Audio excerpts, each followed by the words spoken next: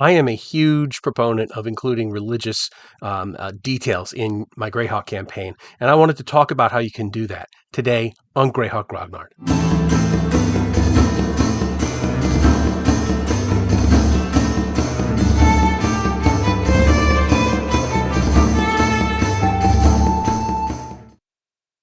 Given that Greyhawk is a quasi-medieval European setting for the most part, um, it's should be one of the fundamental things about the setting is the religiosity of its people. And I say this because in medieval and Renaissance Europe, we saw the same thing where religion really drove almost every aspect of everyday people's lives.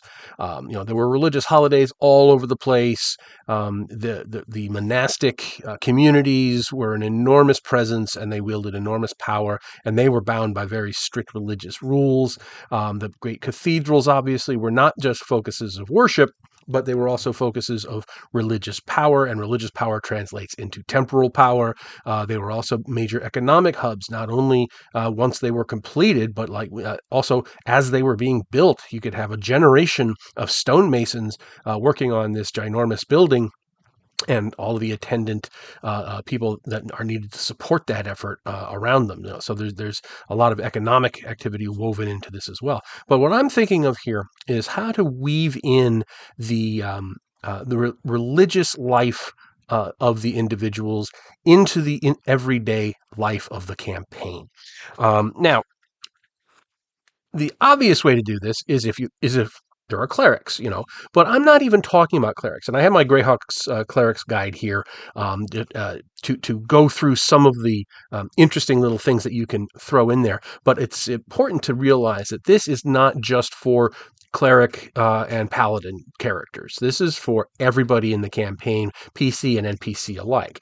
But now, what I've done in my book here is not only do I include a section on the god himself and the priesthood and their domains and stuff like that, but I've also got this section here on worship and worshipers, and this talks about how the temples are set up, how often they do rituals, a little bit about what the rituals look like, and how the individual people who worship this god do so, like little tidbits.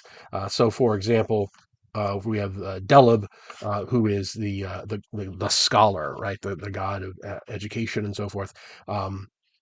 And every God's Day, the Mass of Knowledge is held, which consists of both new knowledge that has been obtained and discussion of new ideas. Free Day Eve is a time of gathering knowledge and other information wherever it can be found. Often priests will frequent taverns and inns to hear the newest gossip and news. So right there, you've got an idea that if you want to disseminate information, you could do it through the Temple of Delib and the worshippers of Delib. More importantly, and there's all kinds of little things in here. There's uh, little sayings and things like that that can really bring a deity and a religious life to light. Um, Jaskar, for example, there's a saying that her worshippers have: men, orcs, even elves, all of these are fleeting. What are the lives of mortals compared to those of the very mountains, the bones of earth? These things are truly eternal, but what good are the eternal mountains if there are none to appreciate their majesty, to uncover their hidden treasures? This is the riddle we embody. So little things like that can really inform the philosophy of a character. And if you look at medieval Europe, which is something I love to do. I love to dig into medieval Europe to get little ideas that I can then translate into my Greyhawk campaign. One of the things that was a big deal in medieval Europe was the idea of pilgrimage. You would go on a pilgrimage, not just to Jerusalem or Rome, but you could go to pilgrimages all over Europe. Some of them would be quite close to you. Some of them could be many months' journey. And the idea is you would visit a particular shrine of a saint or a particular aspect of God or Mary or whatever. And you would get a badge. You would actually get a little collectible badge to prove that you had actually made that pilgrimage. And you'd kind of collect them if you were sufficiently devout. And in fact, I've been working on an article about that, about the different important temples and cathedrals and stuff in the Flness, and what their worshippers get when they've done a pilgrimage there, and they'll get a little badge and might have a little minor magical effect for a limited time and so forth to kind of give an incentive. It's something I've been working on for years. It's going to take forever, but that's the kind of idea, is that you can infuse these local people with this religiosity, and that would not only make it a little more realistic in terms of European history, but it also makes it a little more interesting because it gives you a layer of nuance and lore that you can work in to the campaign. Hi, everybody. Please help me keep Greyhawk alive by liking this video and subscribing. It really does help.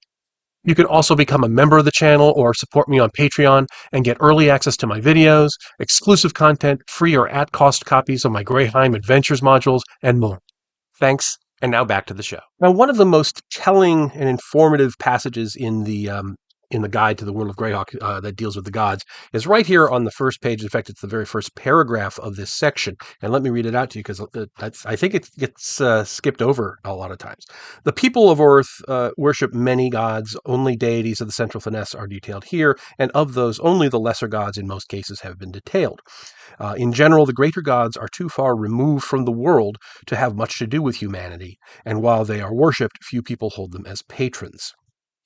These deities have been known to intercede directly in the affairs of men, but only if these affairs have a direct and crucial bearing upon the concerns of the deity. Even so, the annals of historians list only a few such instances in the history of the Flness.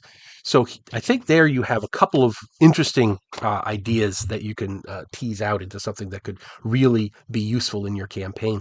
The first is that only the lesser deities are likely to actually intervene in the material plane, right? You've got the greater deities are more concerned with loftier things than the affairs of mere mortals, except in very specific cases.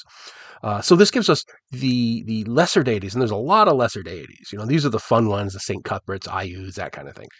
So it's not Ayus. Joramy and Celestian and so forth. Ayus is a demigod, yeah. But you got Saint Cuthbert and Hieronius and Hextor and all those good guys. And by having that more direct influence upon the Flness, you can have you can weave them in. And I'm not talking about divine intervention per se, but you could have dreams that are sent in, and omens and things like that that are given to ordinary people to steer them and guide them along the way that the god would want them to go. And this goes for PCs as well. You could use that as an adventure hook. If somebody has a dream where a planetar tells them to, that some god wants them to do this. You have this visitation, and you can do it or not. But if you don't, there could be repercussions. But that could lead you onto a whole campaign of things that are going on. The other thing I found that's very interesting is the distinction between deities receiving worship and patron deities, right? Because the patron deity, and this goes for not just clerics, but all characters can have patron deities. Is the character is the god or goddess that the character feels closest to. So if you're a paladin, your patron deity might be Saint Cuthbert or Hieronius or Foltus or something like that. If you're a magic user, your patron deity is probably going to be Weejas or one of the others, the magical ones. Could even be Zagig if you're really feeling weird. Bakab is the one I was thinking of. But just because you have a patron deity doesn't necessarily mean you're going to have any specific benefits that come from that. It's more of an indicator of your character's personality and how they feel in terms of the religiosity and how it reflects on their behavior and so forth. So somebody who has a patron deity that is kind of like the goddess of love or whatever is probably going to have a much different outlook than somebody who has a patron deity who is the patron of gamblers and thieves. And you can really kind of play into this. Not that there are specific, ground rules. If your patron is this, then you must do this. But it's more of a general kind of thing. But it does also indicate that just because a deity is not your patron deity doesn't mean that you can't offer them worship. So, for example, if I'm going into a town and my patron deity is Olamadara, and there's a shrine of Saint Cuthbert there, nothing says that I can't make an offering to the clerics of Saint Cuthbert in order for a blessing or whatever. It doesn't mean necessarily that in a pantheon based religious system like we have in the Flyness, and I've talked about the pantheons in the past in other videos. When you have a whole pantheon to choose from, you might have one particular deity out of that pantheon that is your particular patron, the one that you feel closest to. But it's not the case that just because you have a patron deity, that's the only one you can worship. It's not henotheism that we're talking about here. So you're still polytheistic, but you can um, you will feel strongest to a particular deity. So, for example, in ancient Rome, we see this all the time, where Romans, mostly prominent Romans we hear about, but I'm sure others did it too, would have a patron deity. So for example, Julius Caesar had his patron deity was Venus, and so forth. But that doesn't mean that he wouldn't make offerings to Jupiter or Mars or Apollo or anybody else. It just, he felt that he was closest to Venus, and in fact, later on went on to claim that he was descended from Venus, which was an interesting choice. So, and we see this all across the ancient world, especially the Hellenistic world. Um, uh, you see this kind of idea of you can feel close to a particular god and still worship other gods as well. And so I think you could see that even on a larger scale in terms of an entire community. Just because you have a temple of Saint Cuthbert, and a lot of people are going to be obviously worshiping in that temple, but that doesn't mean that they are all only worshippers of St. Cuthbert. You're going to have people that will go to the Temple of St. Cuthbert when they need St. Cuthberty things, and the Temple of Olamadara when they need Olamadara things, and so forth. It's sort of a religion of a practicality. If you need something from the god of war, you're going to go to the temple of the god of war, and if you need something from the god of nature, you're going to go to the temple of the god of nature, and so forth. So really play into that. Say if the characters are in a city and they go to one temple, they're going to see some of the same people they saw there, the next day in another temple, and that's perfectly normal. It's nothing nefarious about it. It's just that's how religion works when you're in this kind of environment. And you could really, weave it in to some of the themes of the way that people behave and react. As we've talked about, if your patron is somebody is of a particular persuasion, then an NPC might behave in a certain way. In fact, if you really wanted to go crazy with it, you could do a whole chart showing how the worshippers of each deity view the other worshippers of other deities, and that have them as their patrons. So if my patron is Hieronius and your patron is Hextor, obviously we're not going to get along all that well. But if somebody has a patron who is oh, what's a good one that I'm not thinking of here? Um, if your patron is Delib, the god of reason and intellect, and mine is Maris, the goddess of love and beauty, it's not really going to be we're not really going to be at odds necessarily, but we might not even be friends either. So you could have this whole big you could delve into it as much as you wanted to. So well, anyway, hopefully this has given you a few ideas of how to work religion more closely into your campaign. I would also one of the other things is I would also not just have religious services limited to God's Day. In the calendar in Greyhawk, there's God's Day, and the implication is that that's when every god gets worshipped.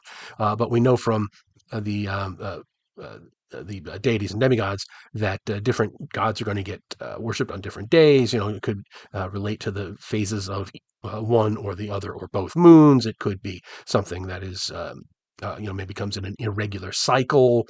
It could be something that happens, every third day of the month, regardless of what day of the week. That there's all kinds of ways you can set up a religious calendar, and the messier the better. The messier, the more realistic, and the messier, the more chances for adding interesting details into the thing. So anyway, I keep thinking of more things, but I don't want to go on forever. But hopefully this has given you a few ideas of how to weave in religion more closely into your Greyhawk game. I would love to hear it if you've done anything along these lines, when it's not necessarily directly adventure related, but it is something where religion is still a pervasive attitude, and it's still a pervasive reality. Because don't forget, this is not a world where atheism is an option. It is D&D, the implied setting by definition, has gods, and people know that the gods really do exist because they are giving clerics the powers to cast spells, and that is an irrefutable proof of the existence of the gods. Plus, as we see, the gods sometimes will walk among us. You have the demigods and so forth. So, I would love to hear it. If you've done anything along these lines, please do let me know in the comments. I'd love to hear your experiences with weaving religion into your campaign, and hope you're all having a wonderful, wonderful day, and I will talk to you all later. Thanks for watching today's video. Please remember to hit the like button and subscribe to the channel. Below you'll find links to my Patreon, which helps make these videos possible. You'll also find the web store where you can buy my books, and my blog where you'll find all sorts of free downloads and other articles. Thanks, and have a great day.